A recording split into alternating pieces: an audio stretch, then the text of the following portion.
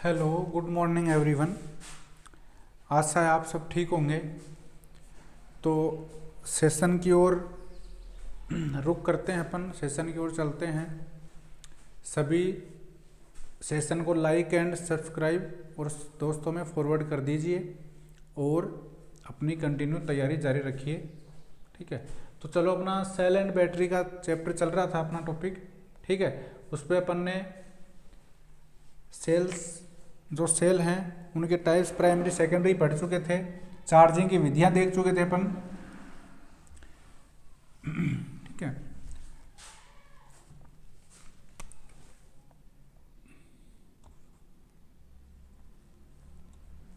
देखो cell and battery, ठीक है, इंपॉर्टेंट चैप्टर है। ठीक है, अब है बैटरी की चार्जिंग की जांच। बैटरी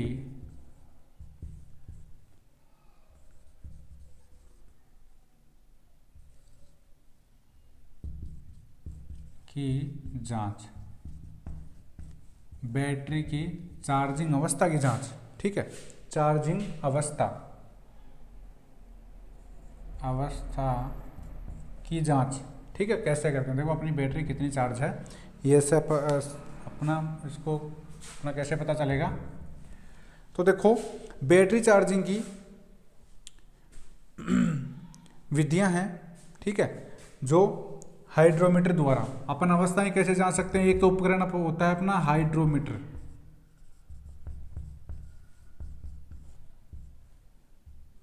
हाइड्रोमीटर ये लिक्विड का क्या मापता है। हाइड्रोमीटर क्या होता है, एक तरह से एक मापक यंत्र है जो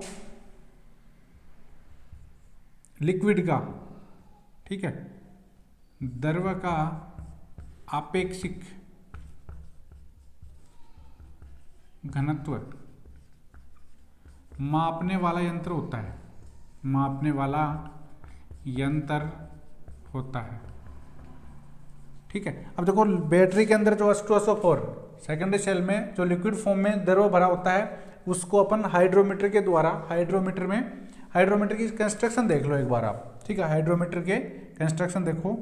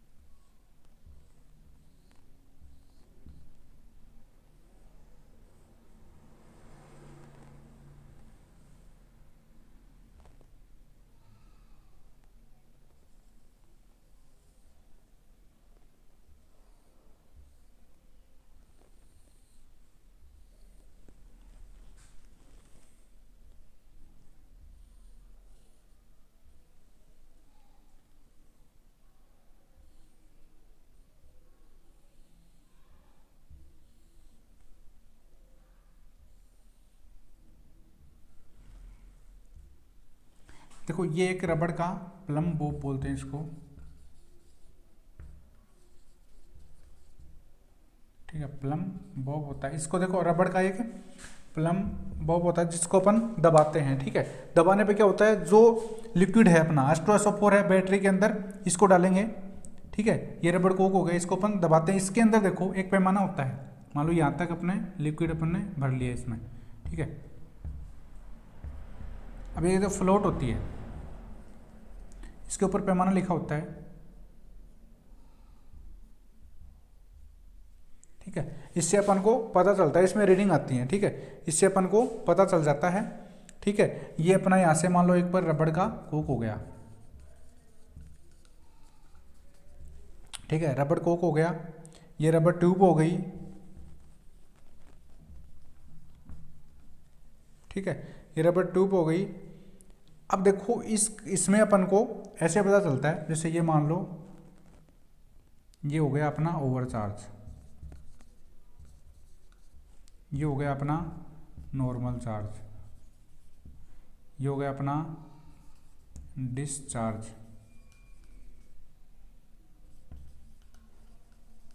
ठीक है, तो ऐसे एक ऐसा उपकरण होता है जो द्रव्य का अपेक्षित घनत्व मापता है। अपेक्षित घनत्व से अपन को पता चलता है कि अपनी जो बैटरी है वो कितनी % चार्ज है या डिस्चार्ज है। ठीक है, 3 अवस्थाएं होती हैं। ठीक है, चार्जिंग, नॉर्मल चार्जिंग, डिस्चार्जिंग। ठीक है, ये कंडीशन होती है फुल चार्जिंग। ठीक है, तो घनत्व देखो, किसी वस्तु की प्रति इकाई आयतन द्रव्यमान उसका घनत्व कहलाता है। घनत्व बराबर बोलते हैं अपन, देखो घनत्व है, एक बार वैसे आगे इसमें घनत्व बता देता हूँ। घनत्व है बराबर, ठीक है, घनत्व बराबर होता है अपना द्रव्यमान बटा आयतन। द्रव्यमान बटा आयतन, ये ध्यान रखना एक बार, न्यूमेरिकल है मैथ के अंदर।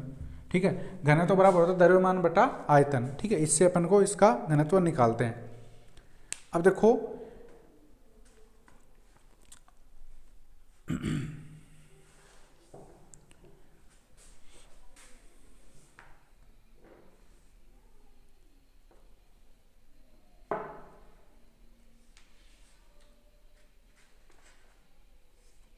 अब देखो बैटरी की चार्जिंग अवस्था। ठीक है, बैटरी की चार्जिंग अवस्था देखो, अपेक्षित घनत्व है, अपेक्षित घनत्व है। अभी होगा एक तो फुल चार्ज। ठीक है, मैं यहाँ पे लिख देता हूँ एक बार। ठीक है, कंडीशन होती है अपेक्षित घनत्व में, एक नंबर होता है अपना फुल चार्ज, पूर्ण। ठीक है, एक होता है अपना अर्ध चार्ज, हाफ चार्ज। ठीक है, होता है डिस्चार्ज। ठीक है, ये ऐसी 3 अवस्थाएं होती हैं। पूर्ण चार्ज अवस्था पर 1.25 से जो अपेक्षित घनत्व है, अपेक्षित घनत्व कितना होगा, रीडिंग 1.25 से, ठीक है, 1.25 से 1.28, 1.25 से 1.28, यदि ये इसके अंदर आता है तो इसमें अपन को देगा 1250 मिलेगा। देखना 1250 से 1280 ये रीडिंग इसके अंदर मिलेगी, किसमें, हाइड्रोमीटर में। वैसे 1.25 से 1.28 होगा तो बैटरी क्या होगी, अपनी पूर्ण चार्ज। यदि इसके अंदर अपन को, इसमें प्लम बॉब को अपन दबाएंगे, ठीक है, प्रेस करेंगे तो इसके अंदर क्या होगा, इसको फिर छोड़ेंगे तो अंदर इलेक्ट्रोलाइट भर जाएगा। ठीक है, इससे अपन को रीडिंग पता चलेगी। यहाँ से रीडिंग मान लो 1.25 से 1.28 आ रही है तो अपनी बैटरी क्या है, पूर्ण चार्ज है। अर्ध चार्ज के लिए क्या होता है, अर्ध चार्ज के लिए 2 से 2.5, 1.20 से 1.20 से 1.25 तक। ठीक है, 1.20 से 1.25 के बीच। और डिस्चार्ज होता है 1.18 या इससे कम। डिस्चार्ज होता है 1.18 या इससे कम। इम्पोर्टेंट इफेक्ट है, ध्यान रखना, यदि अपेक्षित घनत्व है, जो अपना हाइड्रोमीटर है उसकी रीडिंग 1.25 से 1.28 के बीच आ रही है तो पूर्ण चार्ज है बैटरी। अर्ध चार्ज के लिए 1.20 से 1.25 तक आएगी। ठीक है, इसके बीच रहेगी। और डिस्चार्ज में 1.18 या इससे कम आए, डाउन आए तो बैटरी अपनी क्या है, डिस्चार्ज है। इस कंडीशन, ये 3 कंडीशन होती हैं, यही पूछता है, इसी से क्वेश्चन आएगा। ठीक है, कि 1.25 से 1.28 तक बैटरी की क्या अवस्था होगी, 3 ऑप्शन दे देगा। ठीक है, तीनों में आपको देखना है। तो ये चार्जिंग अवस्थाएं हैं, ये कंडीशन है, ये तीनों आपको ध्यान में रखना। स्क्रीनशॉट ले लीजिए, इसका लिख लीजिए, नोटबुक में उतार लीजिए। और ये इसका हाइड्रोमीटर ऐसा होता है, देख लेना कंस्ट्रक्शन इसकी। ठीक है, अब अगला होता है अपना हाइड्रोमीटर हो गया। एक तो बैटरी की जांच हाइड्रोमीटर से अपन कर सकते हैं। ठीक है, एक अपना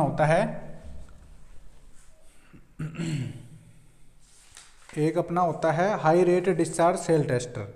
high rate discharge cell tester, high rate discharge cell tester, इसको टोंग टेस्टर भी बोलते हैं, टोंग टेस्टर। ठीक है, इसके अंदर देखो क्या कंडीशन होती है, इसके अंदर एक एम्पियर मीटर लगा होता है। ठीक है, इसमें देखो 2 नोब होंगी।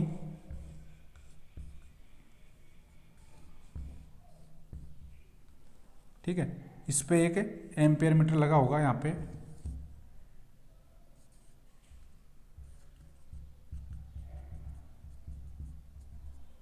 ठीक है, ऐसे एक एम्पियर मीटर लगा होगा।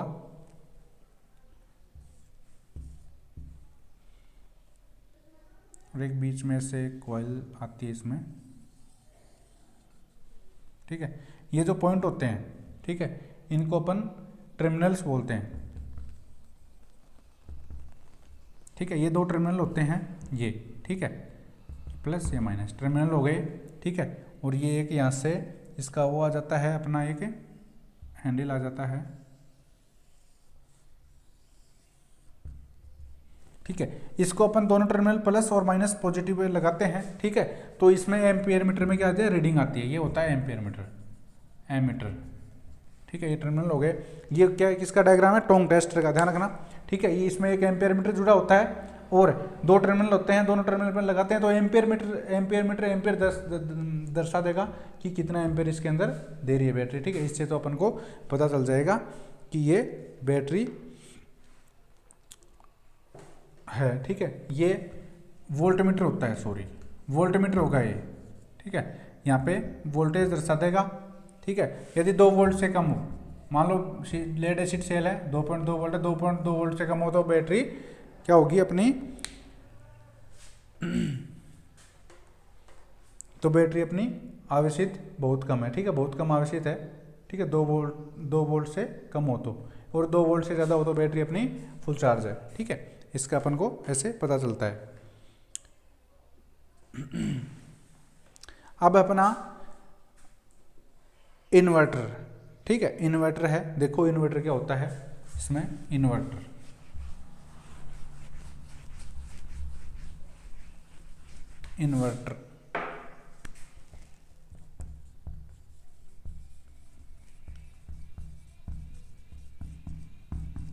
ठीक है। इन्वर्टर देखो, इन्वर्टर क्या होता है, देखो एसी टू डीसी, एसी को डीसी में बदलने वाले युक्ति क्या होते हैं, डायोड, इसको आप बोलते हो रेक्टिफायर, सेमीकंडक्टर डिवाइस होती है, ठीक है। एक डीसी युक्ति होती है डायोड। अब डीसी को एसी में, डीसी टू एसी, डीसी को एसी में बदलने वाली, एसी को डीसी में बदलने वाली युक्ति क्या कहलाती है, डायोड। डीसी को एसी में बदलने वाली युक्ति क्या कहलाती है, इन्वर्टर, ध्यान रखना। इन्वर्टर काम क्या आता है, बैटरी के द्वारा स्टोरेज डीसी को वो एसी में चेंज करके जब अपनी विद्युत सप्लाई चली जाती है जब वो काम आता है, ठीक है। तो ये अपन बोल सकते हैं कि स्टोरेज बैटरी के द्वारा उत्पन्न डीसी को एसी में परिवर्तित करने वाली युक्ति क्या कहलाती है, इन्वर्टर, या डीसी को एसी में बदलने वाली युक्ति क्या कहलाती है, इन्वर्टर। अब देखो एक इसका अपन ब्लॉक आरेख देख लेते हैं, ठीक है ना, ब्लॉक आरेख देख लेते हैं,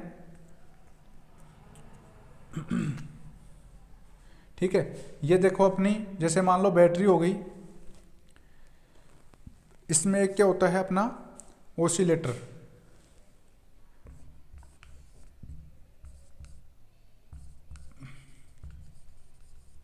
ठीक है, ओसिलेटर हो गया, ये हो गया अपना ओसिलेटर। और ये आउटपुट,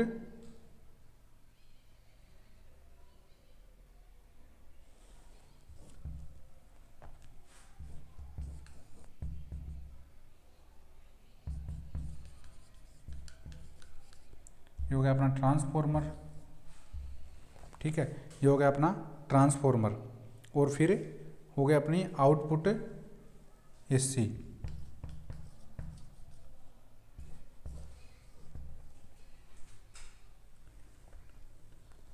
ये हो गया अपनी इनपुट।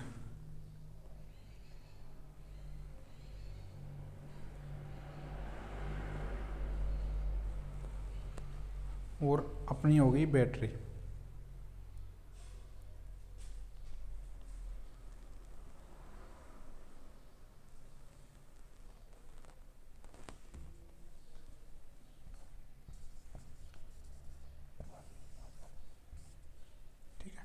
बैटरी से देखो ओसिलेटर, ठीक है, बैटरी के द्वारा, ठीक है। अब देखो बैटरी जो होती है वो क्या करेगी, डीसी देगी, ठीक है, डीसी लेगा, डीसी देगा यहाँ पे वोल्टेज, मान लो 6 वोल्ट की बैटरी है, 2 वोल्ट हैं तो 2 बैटरी है, मान लो सीरीज में अपने कनेक्ट कर दिया तो 12 वोल्ट की एक क्या होगी बैटरी, वो भी डीसी सप्लाई देगी, ठीक है। अभी क्या करेगा, ये क्या करेगा, इसको एसी में चेंज कर देगा, ठीक है, ठीक है, डीसी को एसी में, ये क्या कर देगा, इसको एसी में चेंज करेगा, एसी में चेंज करेगा। यहाँ पर एसी आ गई क्या, 12 वोल्ट आ गई। अब क्या करेगा ट्रांसफॉर्मर इसको 12 वोल्ट को 230 वोल्ट में चेंज कर देगा। तो एक ट्रांसफॉर्मर कौन सा हो गया, स्टेप अप ट्रांसफॉर्मर है सिंगल फेज का, वो 230 वोल्ट सप्लाई दे देगा। और यहाँ पे आउटपुट, ठीक है, यहाँ पे अपन को आउटपुट में ये एसी मिल जाएगी। कौन सी, अब देखो जब अपनी सप्लाई चली जाएगी, ठीक है, मेन सप्लाई चली जाती है अपनी, तब क्या होगा, अब ये बैटरी चार्ज होगी, ठीक है, बैटरी चार्ज होगी तो किस प्रकार होगी, 230 वोल्ट ट्रांसफॉर्मर को मिलेगा, 230 वोल्ट की सप्लाई। ट्रांसफॉर्मर क्या करेगा, इसको 12 वोल्ट बना देगा। कहाँ पर, 12 वोल्ट। अब इसमें ओसिलेटरी जो सर्किट होता है, इसके अंदर क्या होता है, डायोड होता है, डायोड लगा होता है। वो क्या करता है, इस 12 वोल्ट को किस में चेंज करेगा, डीसी में, ठीक है। तो ये डीसी में चेंज कर देगा 12 वोल्ट, और 12 वोल्ट ही चाहिए किसको, बैटरी को चार्ज होने के लिए। तो एक इन्वर्टर है, आप ये इसका ब्लॉक आरेख था, ठीक है, ये इसका स्क्रीनशॉट ले लीजिए। और देखो एसी को डीसी में चेंज करने वाले डायोड या रेक्टिफायर कहलाता है, जबकि डीसी को एसी में चेंज कौन करता है, इन्वर्टर। और इन्वर्टर काम का आता है स्टोरेज बैटरी से, ठीक है। मेन सप्लाई डिस्कनेक्ट हो जाने के बाद में इन्वर्टर सप्लाई देता है, ठीक है, इसको। तो ये क्या कहलाता है, सिंगल फेज के लिए। और ये इसका ब्लॉक आरेख है, इस कंडीशन में ये होता है, ठीक है। इसमें अब होता है अपना यूपीएस, अगला है यूपीएस भी एक uninterrupted power supply, UPS uninterrupted power supply, screenshot ले लीजिए इसका। अब देखो यूपीएस अपना है, यूपीएस अबाधित शक्ति आपूर्ति, यूपीएस, इसकी फुल फॉर्म होती है अनइंटरप्टेड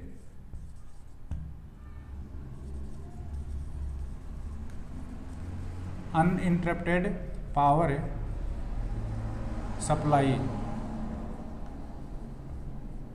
अबाधित, इसको बोलते हैं अबाधित शक्ति आपूर्ति, ठीक है, अबाधित शक्ति आपूर्ति।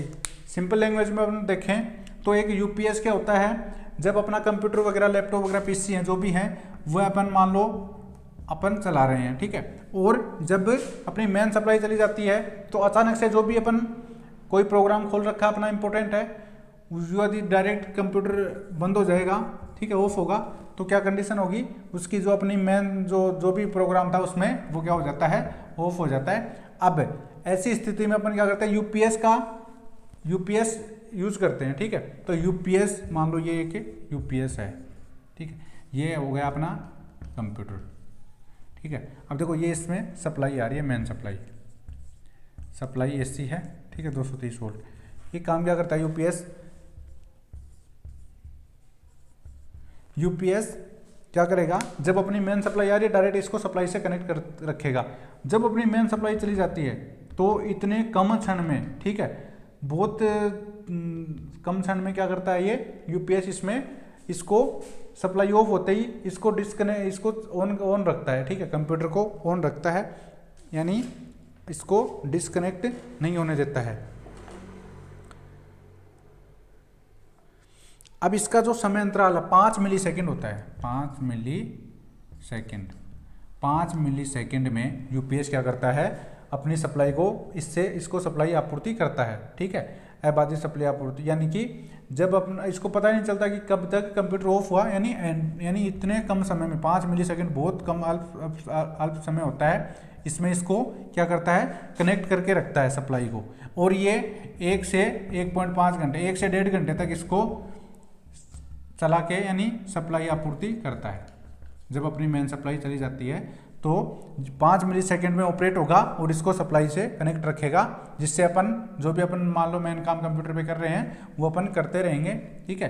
और अपना कंप्लीट करने के बाद में 1-1.5 घंटे तक ये सप्लाई अपन को देता रहेगा, ठीक है।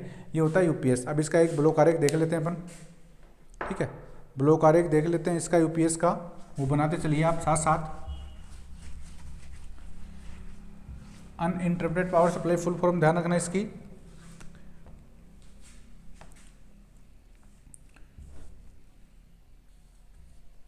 एक इसमें होता है ये, इसको बोलते हैं SBS, static bypass switch, SBS static bypass switch, ठीक है, SBS होता है। और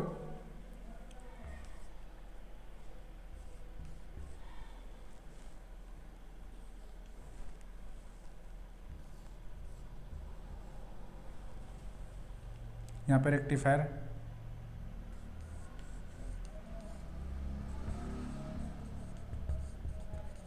ठीक है, रेक्टिफायर को डायोड भी बोलते हैं।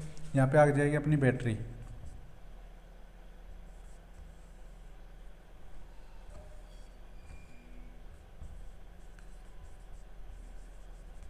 ठीक है, ये आ गई अपनी बैटरी। फिर आ गया अपना ये, यहाँ पे एक इसमें इन्वर्टर होता है,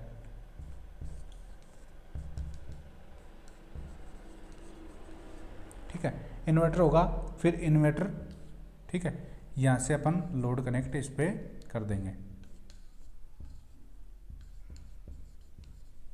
ठीक है, लोड कनेक्ट कर देंगे। और इधर से AC मेन है अपनी supply, AC main 230 volt supply, ठीक है, AC मेन सप्लाई है 230 वोल्ट 50 हर्ट्ज, 230 वोल्ट की AC सप्लाई इसको अपन देंगे, ठीक है।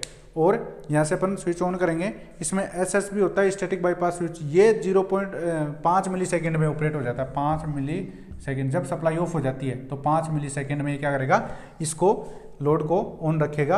अपना स्टैटिक बाईपास स्विच होगा इधर से, इस कंडीशन में बैटरी, फिर इन्वर्टर, इन्वर्टर से इसको लोड को मिल जाएगा, ठीक है। तो ये होता है, ये डायोड है, AC को DC में चेंज करेगा, फिर बैटरी तक जाएगा। बैटरी क्या करेगी, इन्वर्टर को सप्लाई देगी, इन्वर्टर क्या करेगा, लोड को सप्लाई दे देगा। और ये 5 मिली सेकेंड में SBS ऑन होगा और ये लोड अपना चलता रहेगा, यानी ये ऑफ नहीं होगा। इसी को बोलते हैं UPS, अबाधित सप्लाई आपूर्ति, अबाधित शक्ति आपूर्ति, यानी बिना किसी बाधा के डायरेक्ट अपना लोड चलता रहेगा। इसी को बोलते हैं UPS, अनइंटरप्टेड पावर सप्लाई, इसकी फुल फॉर्म होती है, ठीक है। इंपॉर्टेंट चैप्टर है, एग्जाम में 4-5 क्वेश्चन मिलेंगे आपको इससे, ठीक है। तो आप कंटिन्यू पढ़ते रहिए, अपने नोट्स बनाते रहिए, एग्जाम नज़दीक है तो कंटिन्यू क्लासें देखते रहिए। जैसे भी आपको टाइम मिलता है वैसे आप देखते रहिए, ठीक है। आज के लिए इतना ही, आपका समय शुभ हो, ठीक है, ओके।